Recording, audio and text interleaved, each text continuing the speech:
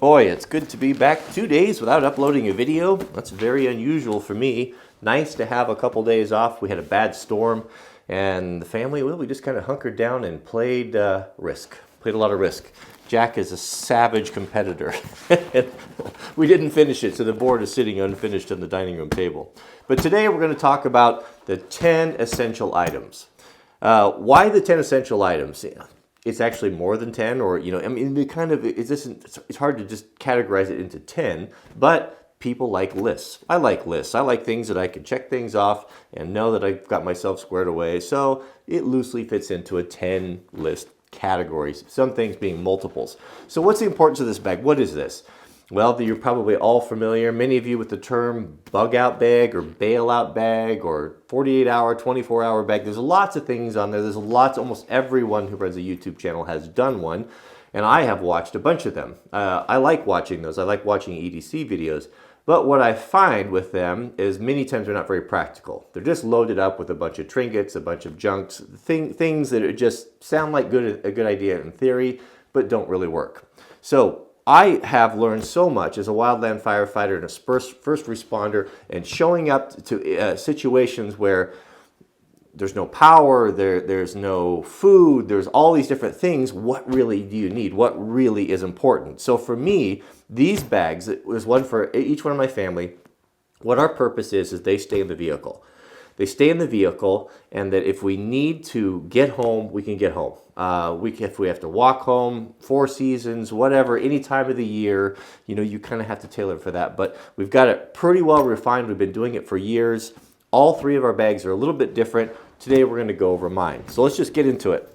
So the bag, we talked about bags in previous videos. You can search that, but let's just go. I'm going to start first off with a good canteen.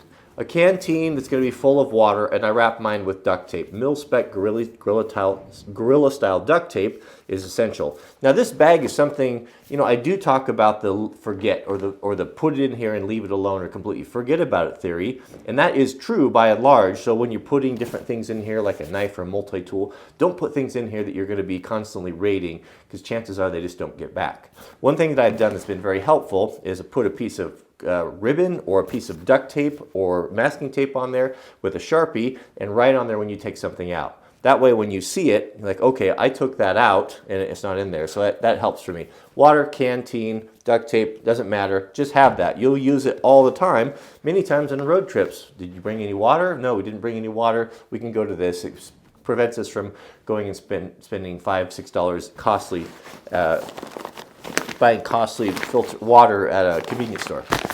Next is going to be an MRE.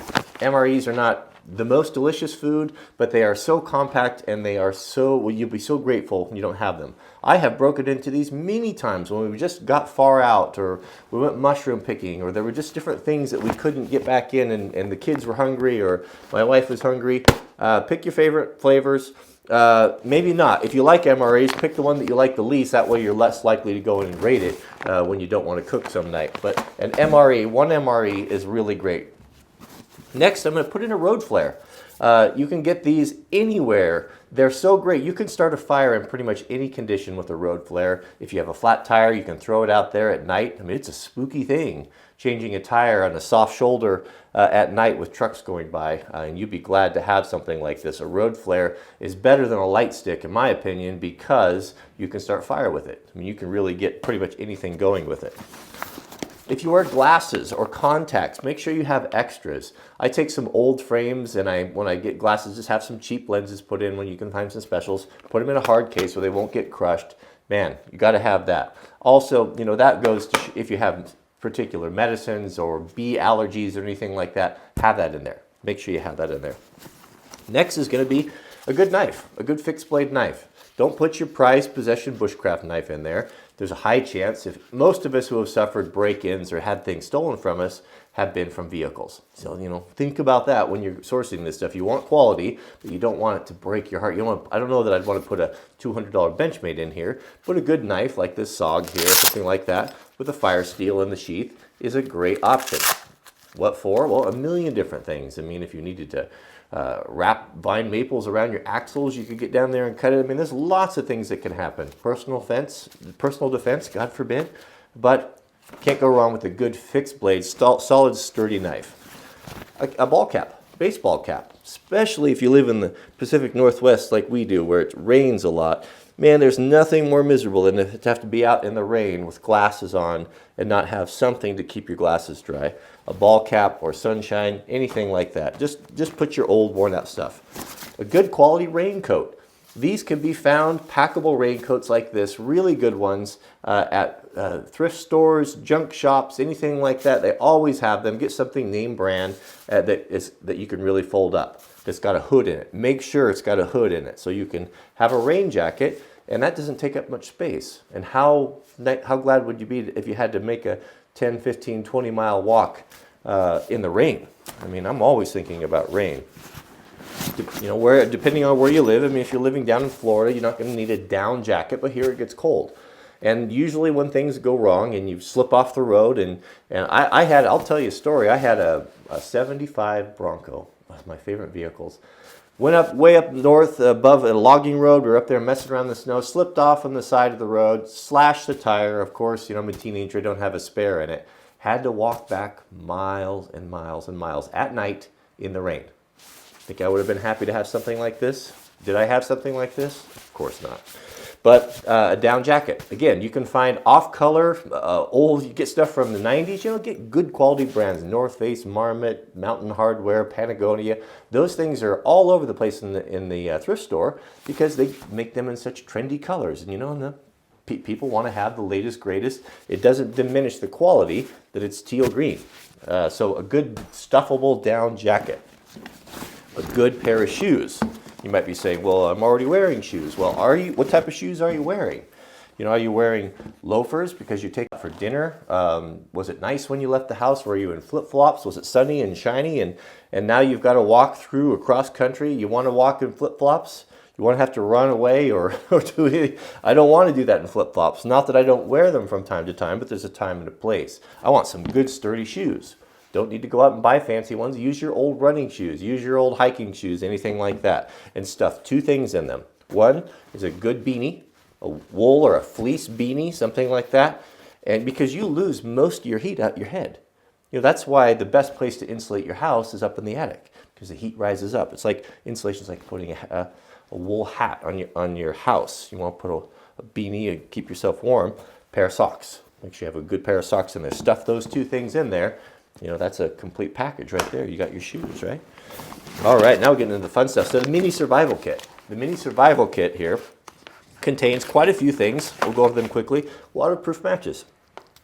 Not the cheesy, crummy ones. Get the British lifeboat matches, the big, gnarly, heavy ones in there. And I put looks like I got a sewing needle in there and some duct tape wrapped around it. We got that. We've got marking tape.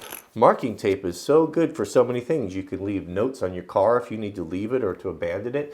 You can, if you have to go cross country through an area you're unfamiliar with, you can blaze a trail. Lots of different things. Marking tape is good. Whistle, Fox 40s are probably about the best you can go. Good whistle to get people's attention. Human voice does not carry very far. 50 feet of P-cord.